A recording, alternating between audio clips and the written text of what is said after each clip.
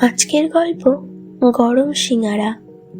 শীতের এক বিকেল, আকাশটা যেন ম্লান কমলা রঙে রাঙানো। রায়পুরের পুরনো গলিগুলোতে তখন কুয়াশার হালকা পর্দা নামতে শুরু করেছে। বাতাসে ঠান্ডা, কিন্তু সেই ঠান্ডাকে হার মানিয়ে একটা গন্ধ চারিদিকে ছড়িয়ে পড়ছে, গরম সিঙাড়ার। অন্নপূর্ণা স্ন্যাক্স, ছোট্ট একটা দোকান, টিনের চাল, সামনে দুটো বেঞ্চ। দোকানের সামনে কড়াইতে ফুটছে তেল, আর তেলের ভেতরে ডুবে যাচ্ছে একের পর এক সিঙাড়া। এই দোকানের মালিক রমেন কাকা, জীবনের অনেক ঝড় পেরিয়ে আসা একজন মানুষ। তার মুখে ক্লান্তি থাকলেও চোখে একটা অদ্ভুত শান্তি। তার পাশে দাঁড়িয়ে সিঙাড়া ভাজছে তার একমাত্র মেয়ে সুমি। সুমি নামের মতোই নরম, কিন্তু জীবনের বাস্তবতা তাকে অনেক কঠিন করে দিয়েছে। বয়স মাত্র 20, অথচ সংসারের সব দায়িত্ব তার কাঁধে। সুমির মা মারা গেছেন প্রায় 8 বছর আগে। তখন থেকেই এই দোকান, সংসার, বাবার দেখাশোনা সবকিছু একাই সামলাচ্ছে সেই অসহায় মেয়েটা।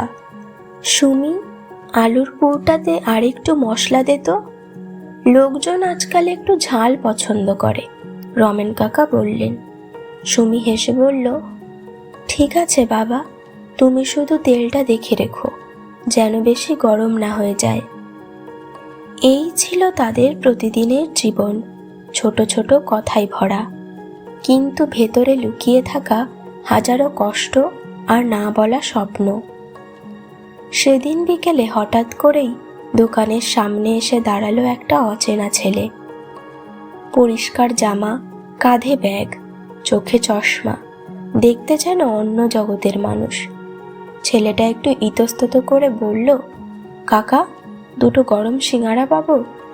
সুমি সিঙাড়া তুলে দিতে দিতে তাকালো। দুজনের চোখাচোখি হতেই যেন সময়টা 1 সেকেন্ডের জন্য থেমে গেল। ছেলেটা হালকা হেসে বলল, অনেকটা দূর থেকে গন্ধ পেয়ে চলে এলাম। সুমি একটু লজ্জা পেয়ে বলল, তাহলে খেয়ে দেখুন কেমন লাগে। প্রথম কামড় দিতেই অনেক চোখ বড় বড় করে বলল, এটা এটা তো অসাধারণ। রমেন কাকা হেসে বললেন, বাবা, এটা কিন্তু আমার মেয়ের হাতের জাদু। সুমি মাথাটা একটু নিচু করে মুচকি হাসল। তার মুখে একটা অদ্ভুত খুশির ছাপ ফুটে উঠল। সেদিনের পর থেকেই অনিক প্রায় প্রতিদিন আসতে শুরু করলো।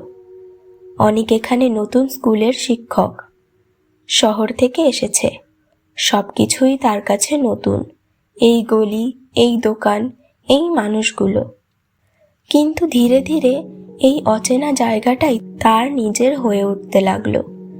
আর তার সবচেয়ে বড় কারণ ছিল সুমির বানানো সিঙাড়া, আর হয়তো সুমিও। তুমি কি সারাদিন এখানেই থাকো? একদিন জিজ্ঞেস করলো অনিক। সুমি হেসে বলল, হ্যাঁ, এটাই তো আমাদের সব। আর পড়াশোনা? সুমি একটু থেমে বলল, ছিল, এখন আর নেই। কেন? সবাই তো সবকিছু পায় না। অনেক চুপ করে গেল। সেই ছোট্ট কথাটার মধ্যে সে বুঝতে পারল এই মেয়েটার জীবনে কতটা না পাওয়া জমে আছে। দিনের পর দিন, সপ্তাহের পর সপ্তাহ তাদের কথা বাড়তে লাগলো। কখন যে বন্ধুত্বের জায়গাটা অন্য কিছুর দিকে এগিয়ে গেল কেউ বুঝতে পারল না। সুমি অপেক্ষা করত কখন অনিক আসবে। অনেক অপেক্ষা করত কখন আবার সেই দোকানে গিয়ে দাঁড়াবে, কিন্তু কেউ কিছু বলতো না। একদিন অনিক দোকানে এসে দেখল সুমি নেই। সুমি কোথায়? তার কণ্ঠে উদ্বেগ। রমেন কাকা বললেন, ও অসুস্থ, অনেকদিন ধরে নিজের দিকে খেয়াল রাখছে না। সেদিন অনেক প্রথমবার ভয় পেল, আর তার সুমির প্রতি টানটা প্রথমবার উপলব্ধি করতে পারল। সে বুঝল সুমি শুধু নিজের কষ্ট লুকিয়ে রাখে না, নিজের যত্নটাও নেয় না।